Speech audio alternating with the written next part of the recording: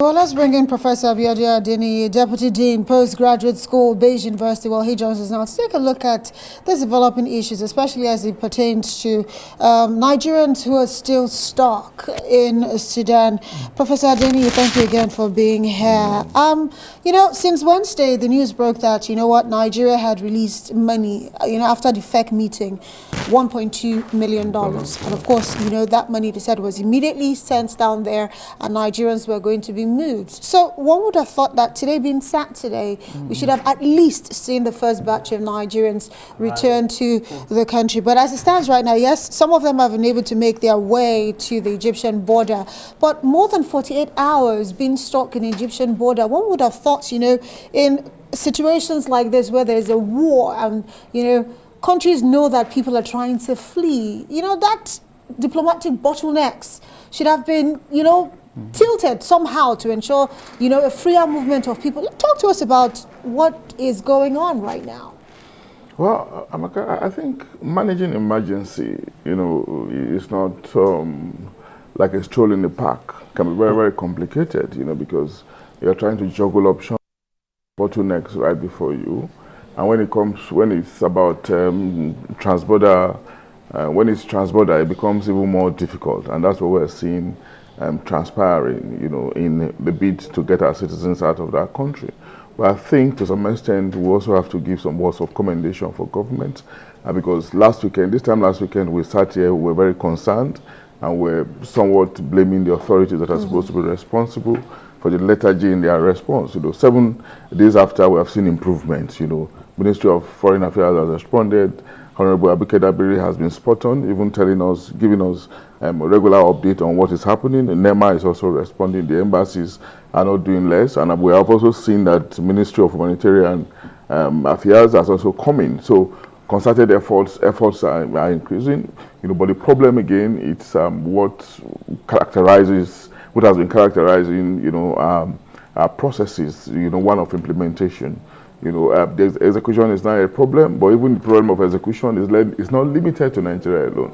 Other nations are also having difficulties trying to evacuate their citizens, irrespective of the precision by some countries, particularly the United States. But that's not to say that we can't do better. We can still do better. But I think it is gratifying that hope is rising. Some of our citizens are already at the border. Around Egypt, it's a better situation than if they were still in Sudan. We can only hope that those who are still remaining and want to leave Sudan, will be evacuated as soon as possible. You said the government has been spot on. I have to butt in here. No, I didn't mind my word. I didn't say spot on. I said there has been an improvement. Right. And of course, one of the officials, has also done well trying to update us on what has been happening, But I'm also arguing that, the situation is much better than it was 7 days ago, when we were practically hopeless about the possibility of our the Nigerians who are stuck place. there are still not back in country. That is a conversation. And the fact that there is a deadline to be met. Yes, it was extended by 3 days, speaking about the, what's it called now?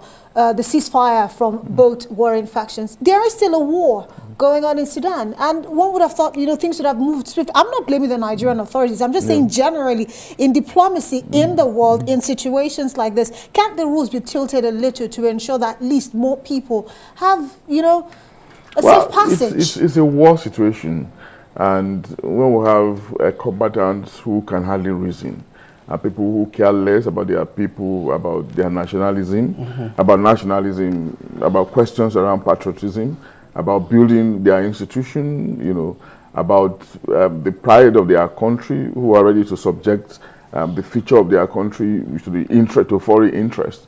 People who just think more about ego largely, then of course it becomes very, very difficult for them to think. And when you cannot think, it can be a problem, and that's what we are seeing panning out in Sudan.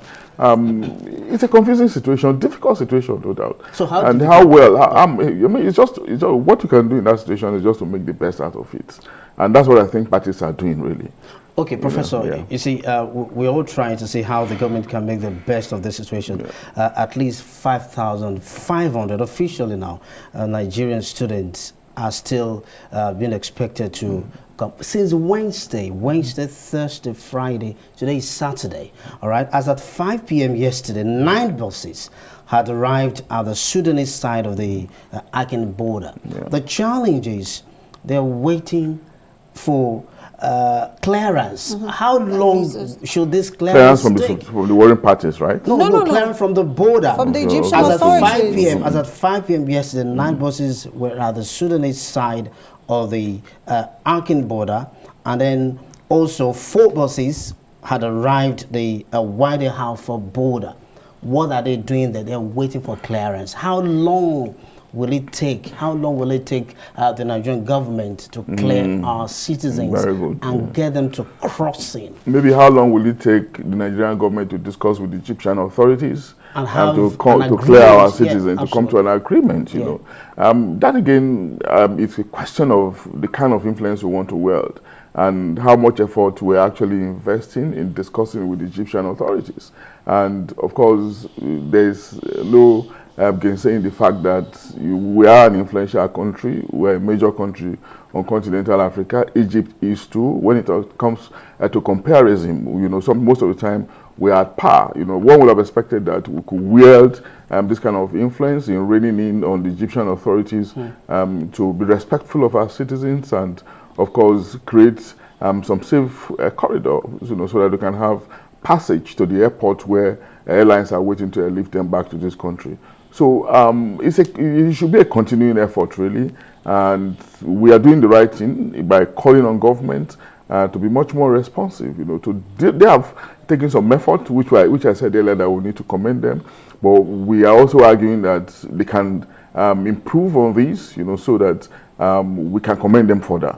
But for our citizens who are at the border, you know, it's a better situation, you know, than when they were stuck in Sudan, you know.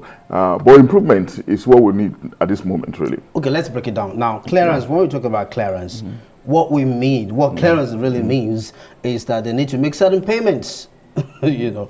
And with that amount of money earmarked, with that size of money earmarked for their evacuation, one begins to wonder, and it's bothersome that they could keep our people there at those borders. We have seen concerns. Uncleared. We have seen reports in circles, $1.2 million and all of that, and we have seen allegations already, salacious, sensational allegations already going around that maybe enough buses were not hired, or government officials are not paying as quickly as they should pay because they're probably trying to cash in on it. These are allegations that we probably cannot verify at this moment, and it's just would be ungodly for anybody to toy with the life of citizens on account of because you're trying to cash in on this kind of desperate situation. We're talking about lives of citizens. And do not forget, we have also emphasized the need for us to enhance citizen diplomacy by being responsive to the plight of citizens in difficulty, because it has a way of helping you know, the growth of a nation, you know, when the psychology of citizens is boosted towards believing, you know, in believing in the nation state that they belong. And maybe we should also take this thing away a little further by making the argument that at this stage of our national life, where we're a major migration source country, government should be concerned about having a consolidated advisory on destination countries that citizens may want to move to. We're not being judgmental about the state of Sudan. Any nation can fall into conflict, but there should be a consolidated advisory. Ordinarily, the knowledge we have around preferred destination countries for Nigerian citizens is really somewhat haphazard. When you talk about medicine, we'll go to India. When you want to avoid the regulations in Western world, people go to India. When you want to talk about residency, progress, etc., you talk about Western world, particularly the UK, the United States, and for the youth, they talk about Canada. You know, now these are things that we just know, you know, based on happenings, occurrences, practices, and preferences.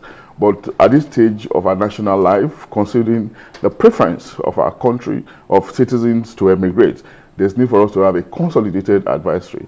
And of course, compliant with the new world that we are in, a world that is decentered, a globalized world, you know, where there is increased integration. And of course, we cannot stop a vibrant nation like this with promising citizens who are adventurous, you know, from going to wherever they want to go.